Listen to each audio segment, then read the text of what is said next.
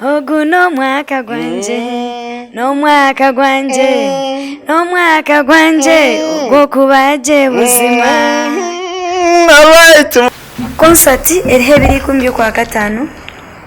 Adi tomorrow ngo kuna anagambire kandi ofutahamu ordinary no mutwaro. Ordinary no mutwaro, VIP ne mutwaro ebiri. Tune VVIP emitwaro 5.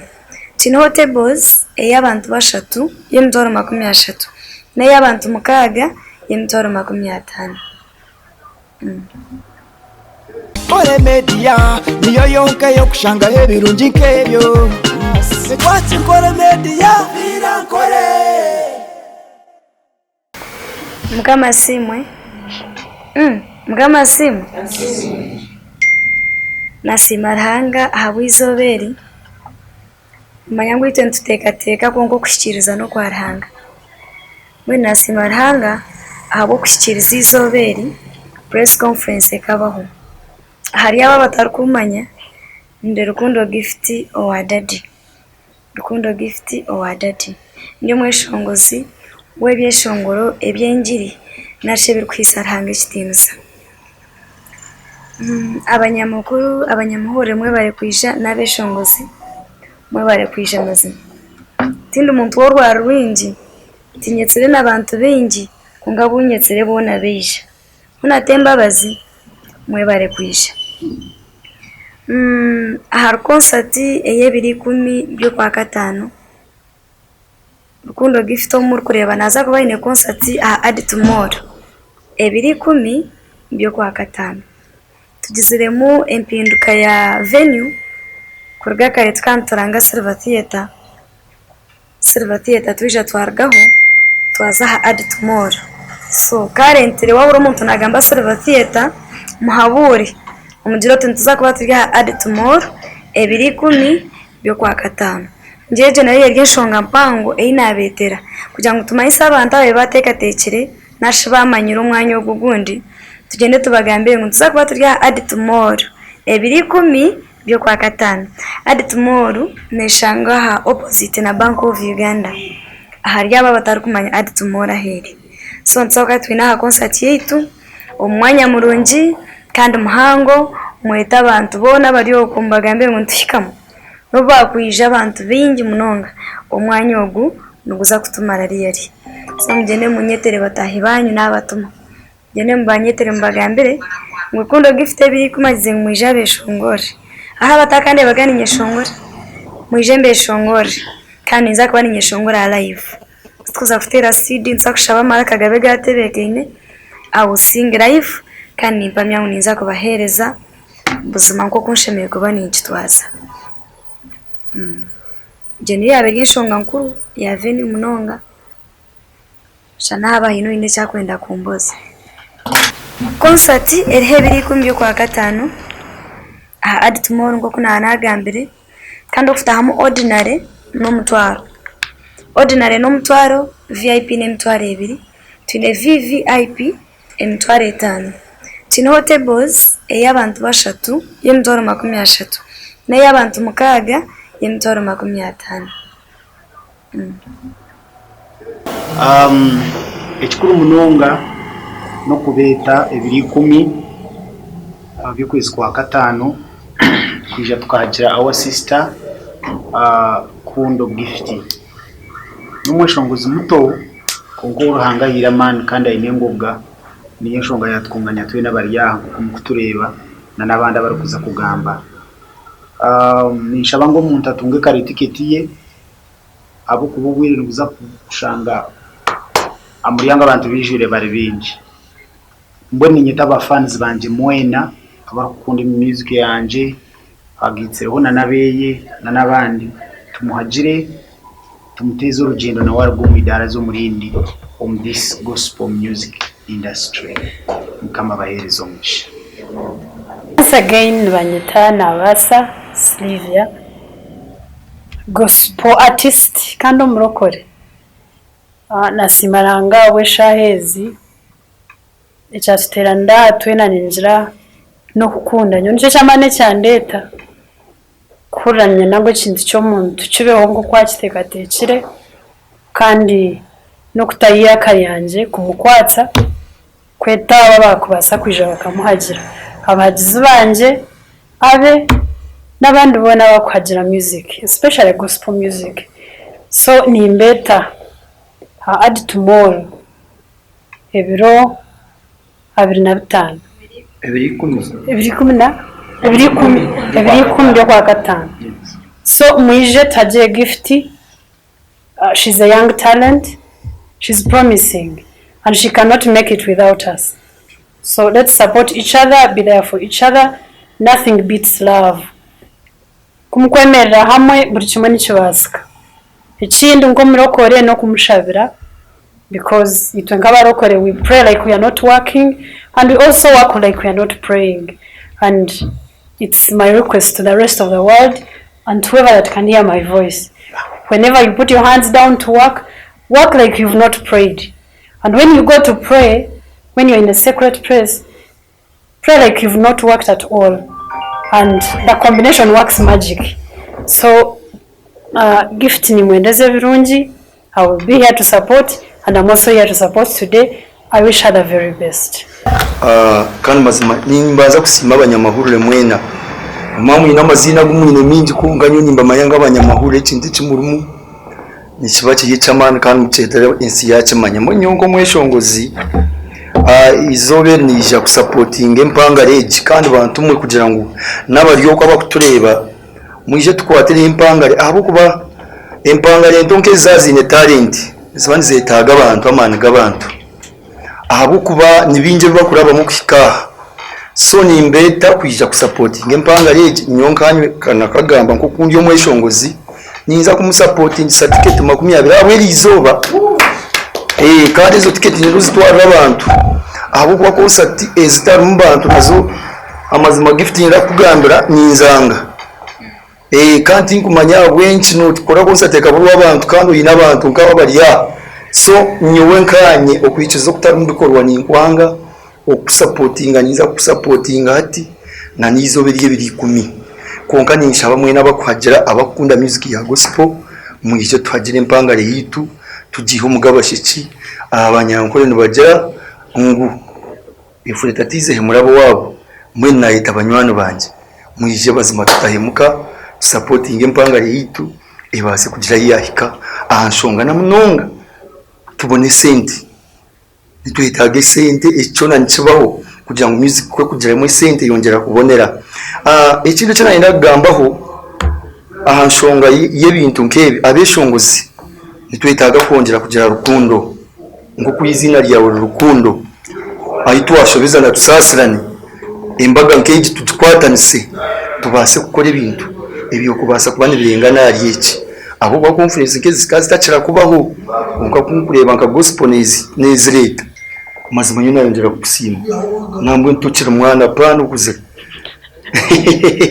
kandi hame mazima 2010 kube byo mutano nimbaraga nisabantu muyijo mwinji kandi abeshongozi twisha kubatoroho n'abakusinga haritu mukama bampera umugisha abandindire abampera amana abamahurure mwe bari kwiza kutisupporting aho kubana mbasa kuba mutaburi yuno supporting gift as now gift and waro konka muri yuno supporting artists abo kuba artists bitaga supporting kusinga in fact ni important kwenda bagize this time yenda ba supporters akuba magize ngo yakubasa kuza kuriya kaguma najya ngenda mukama tuyambe abantu biza show ya gift azaruwa abantu agumayo. So this time mwe bari kwiza icece cinta I think tukakitandika abantu bace tukakitandikira abantu tibabirgonga bashaka nyowe iwe edbe konkora abandi baguma mbegitamu nkoko nabasanga nambo nyo nasemerero munonga amasemerero nimbase ubutagayiteka higureze sha kwiyaho twetaga delivery inanganye ku deliveringa munonga abo kuba bangira ngo ukuzire tucira umwana konda mbire ni ndwana pushinga hada tukahika kore kaba nutandikira ryaba uyongera abantu konka nani ngushaba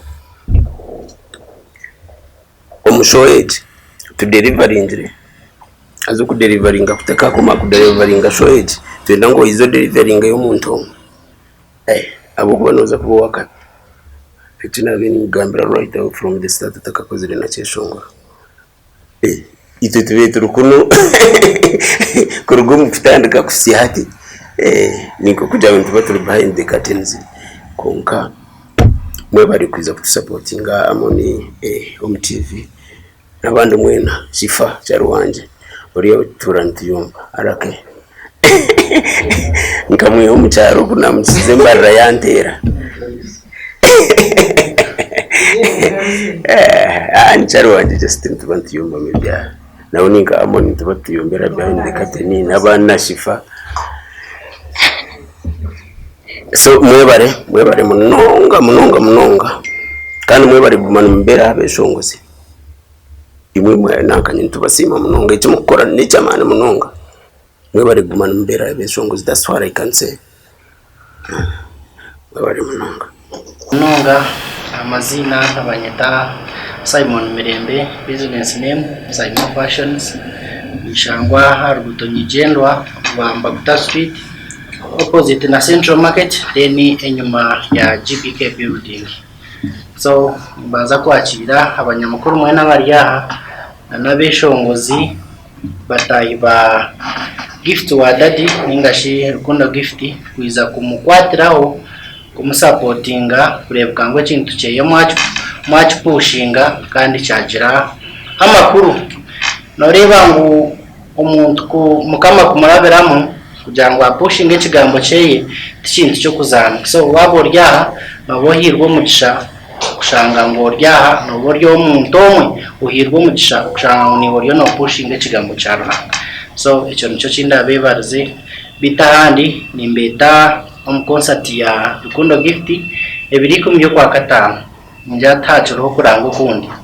So mwarga mu pushing information yo kugira ngo Rukundo gift ayineho concert ebiri kumi yo kwa katano. Then cya kandi itwitwe nka sponsor wa Rukundo gift na nabanda binazo yekera abo kuba ine ba sponsors benshi turuho kurebuka ngo concert yabaho kandi it's a must netekwa yabonera bitu ni mama turinkahi mama turyenyuma bitani mbebaza munonga abwa okuzanzaze cye kigambo abo kuba abantu bingi babire bati nawe ncahindwira umwanya abo nci yagira ati konkantu bantu manyangwimwe uto abagambira nimwe ba kamera bitu nimwe mzindaro yitu ikintu mwaza kucitereza mu bagambire ngo hati kuri yahitu beturi turigireyo ati turye adi tomorrow actually next run ndeta mugisha numanyango eri organized kandi eri arranged.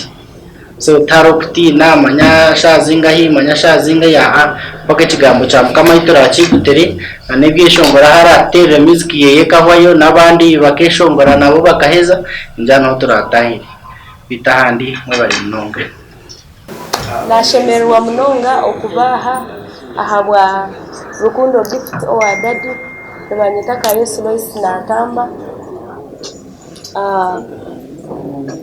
abanyamakuru n'abeshongozi batahi banje nimwe bare kuja kuberaho Rukundo gift nanyirija kuberaho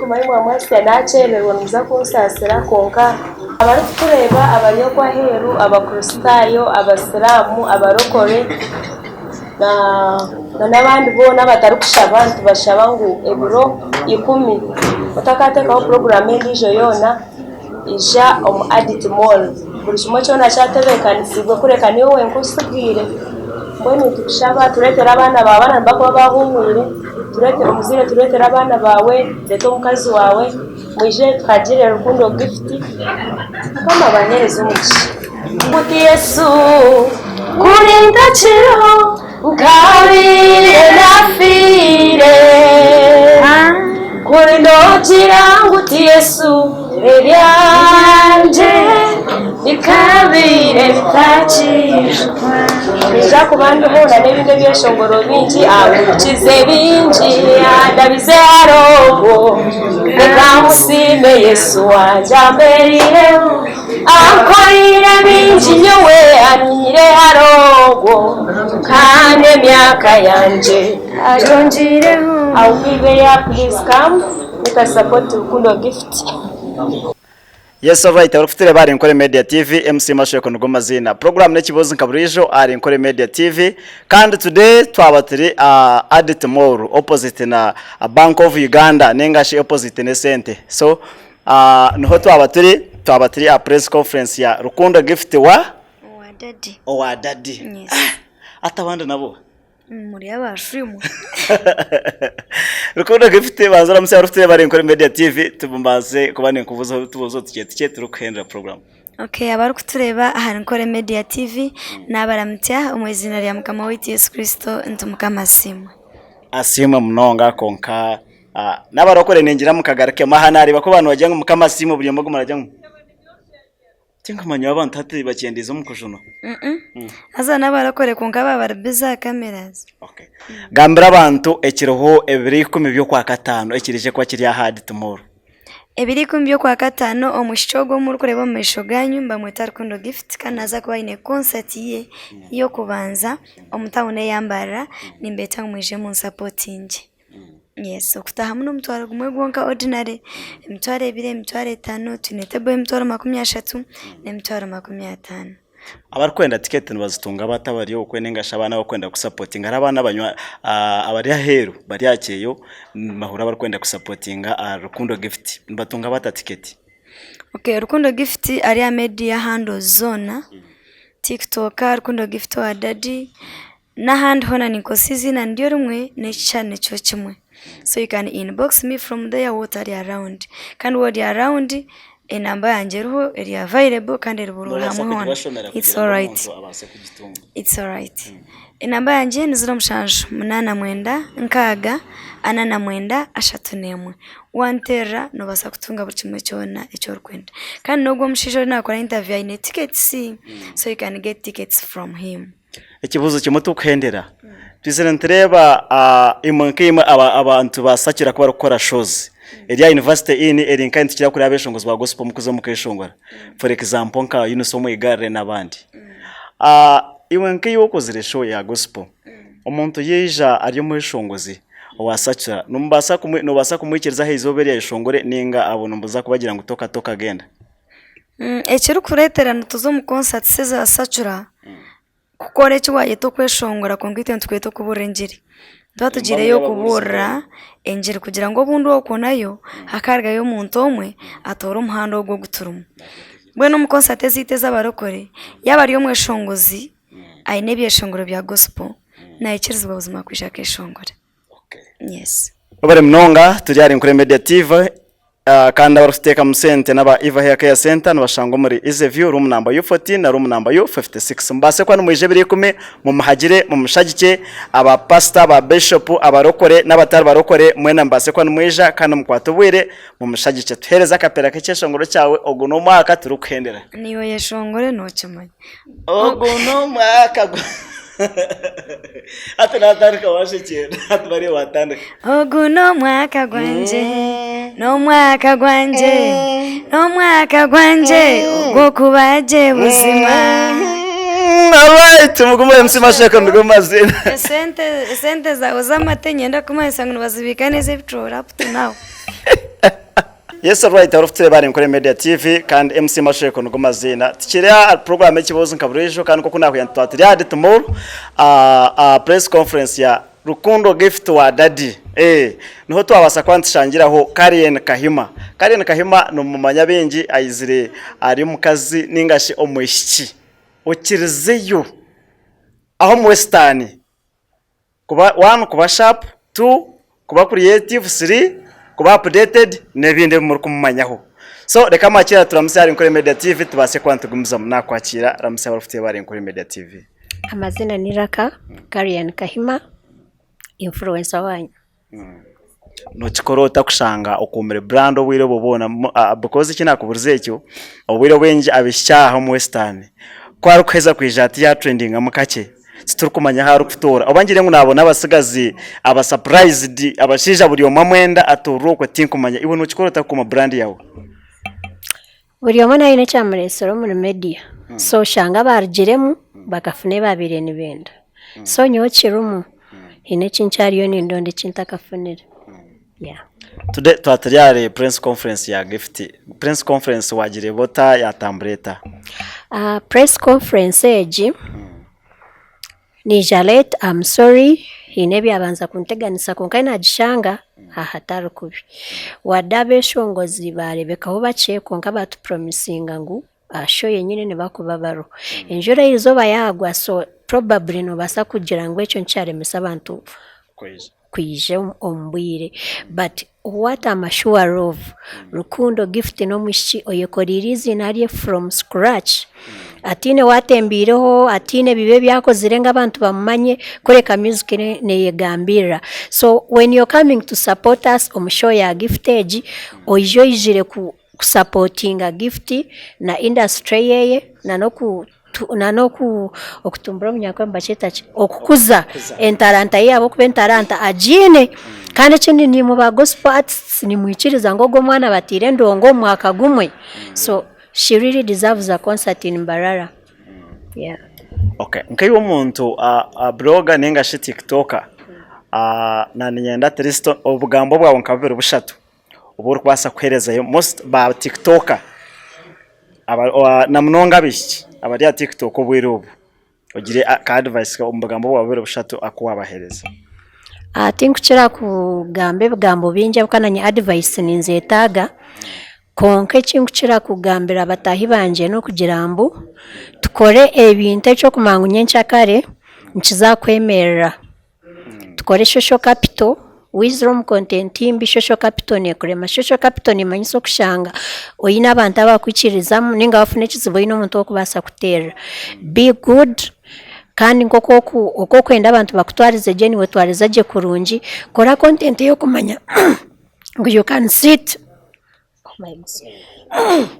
but you can sit in your sitting room ogirebe no muzire wawe ohoror comfortable kandi kindi kore bintu byo kumanya ngo tomorrow byakwa image chombantu hati nkitwa bamwe bakutagetinga marketing pango waba no huroti nyo TikTok atinjiro for fun but to earn focus kwa kuriyo kora be straightforward kwa hataka bahariho murumo kandi okashanga omuntu yakugura yagira ati tuza for fun okagenda kandi okasigaho murumo so be creative in whatever you're doing and make sure that your content is good ani kushobora kwendera yetera abantu gift Rukundo Gift abantu ahasigara tuhendere abantu bitabarungi nabakunda Karian Kahima nimbashaba mwije mutagire a concert ya Rukundo Gift erabeho 210 byo kwa gatano hano Adit Mall ababemba manya a Silver Theater show yitwe kafunamo obuzubuna na presse jo mwanyogwe twagishiftinga twagireta hano so kwako bebaguze ticket yawe show tugihindwe twagireta ha Adit Mall mwije mutagire tickets ziruho enamba za gift zira available nanye mpikira mbase kufunira tickets ezo aha nini mbashaba nti Rukundo egumeho bari mnonga tukiri ari kuri Media TV kandi n'abayent program abafiteka musente naba Eva Hair Care Center mashango Moise View room number U14 na room number U56 mbaguza amasho kigaba cyara mbaguza embassy yo kushara size ni wuri kwenda gukora nyash ari kwenda kahuhu urukwende nkwanz rings nebindi bingi munonga mbase kwashira mbahagire kandi mbase kusupportinga Karian Kahima mufollowing mbase kwa mufollowing shwari abo kwa tumunta ne content imbi no mbase kwa mufollowing otherwise MC Masheko Ngoma Zina mugumare kuri Media TV mutakaragaho Ore Media niyo yonka yo kushanga hebirungi nkebyo Sekwachi Kore Media vira nkore